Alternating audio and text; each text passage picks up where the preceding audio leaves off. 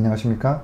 대한변호사협회 인증 건설 부동산 전문 로펌 법무법인 기성의 대표 변호사 박보준입니다. 자, 오늘 시간은 저희 의뢰인께서 상담 주신 내역 중에서 가칭 불광 이동 지역주택조합 관련해서 상담을 하셔가지고 제가 사실 이 컨텐츠를 할지 말지 고민을 좀 했습니다. 왜냐면 이 현장은 토지 동의율 보시면 20.12%예요.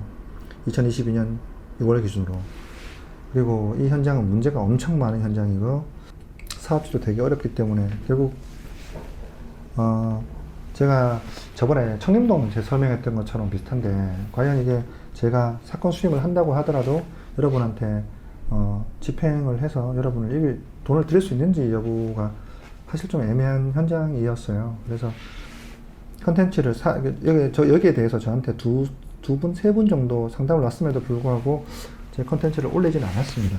네, 왜냐면 올렸다고 해서 제가 소송 비용, 착수금 받는 것도 사실 저한테는 중요한 일이지만 제가 여러분의 돈을 찾아주는 것이 저의 역할이기 때문에 그게 사실 더 중요한 역할이잖아요. 근데 못하고 있으니 제가 너무 답답해서 안 하고 있다가 제가 결국에는 어떻게 변호사님 그러면 이 사기 현장에서 돈을 받아줄 수 있는지에 대해서 한 번은 제가 얘기를 해드리고 싶어서 오늘 이 시간을 마련했습니다.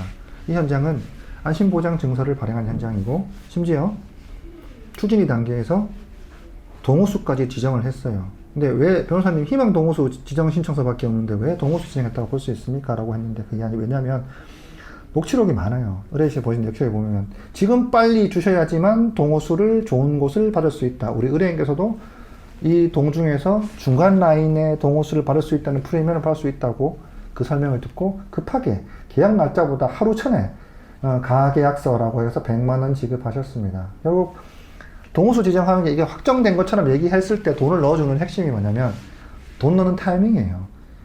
계약서는 전날인데 돈은 하루나 이틀 전에 들어가요. 신탁사한테 들어가는 경우가 아니고 심지어 분양대행사한테요. 100만원, 200만원 시에 가계약서라는 가입금 금액이라고 얘기를 하면서, 그러면 동호수가 지정된 것처럼 느껴지지 않습니까? 그렇게 넣은 현장이고, 안심보장증서 내용도 이게 말도 안 되는 현장이죠. 읽어드릴게요.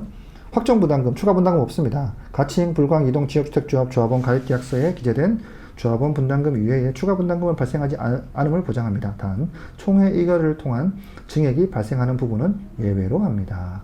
그 다음에 환불보장, 가칭 불광 이동 지역주택조합 추진위원회에서는 행정 절차상의 순서에 의하여 사업 절차를 진행할 것이며, 만일 사업 추진 등의 추진위원회의 중대한 규칙 사유로 인하여 사업 진행이 중단될 경우 조합원 총회의 의결을 통하여 귀하가 납부하신 조합원 분담금을 환불해 드릴 것을 보장합니다. 라고 명백하게 써있죠. 제가 여기 환불보장에서 이런 내용이 있는 거에 대해서 변호사님 100% 해줄 수 있습니까? 라고 물어보시는 건 이제는 지겹고, 제가 여러 번 말씀드렸고, 추진위 단계에서는 이런 얘기 못하고, 청구관계 때문에 못하고, 실지어 나중에 추임받는다 하더라도 조합 단계가 망하고 난 다음에 돈 돌려준다는 것은 구조적으로 불가능하다고 몇 번을 말씀드렸어요.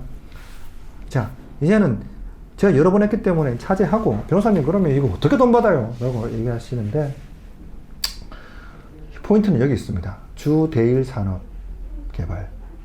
그렇죠. 불광동 지역주택조합과 조합장이 얼마나 돈이 있겠습니까? 이미 다 뺏어왔었고, 결국 이 동의율 20%밖에 못 받으면서 그 많은 조합원들을 모집해가지고 돈을 어디서 써요?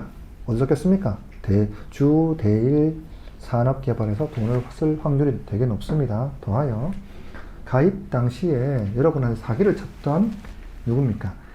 분양 대행사 직원들 역시 불법 행위자에 해당하기 때문에 법리 구성을 사기에 의한 손해배상 청구 금액으로 공동불법 행위자로 구성을 한다면 피고를 단순히 불광이동 지역주택조합 추진위원회를 넣지 않아도 충분히 돈을 받을 수 있다는 말씀을 드립니다.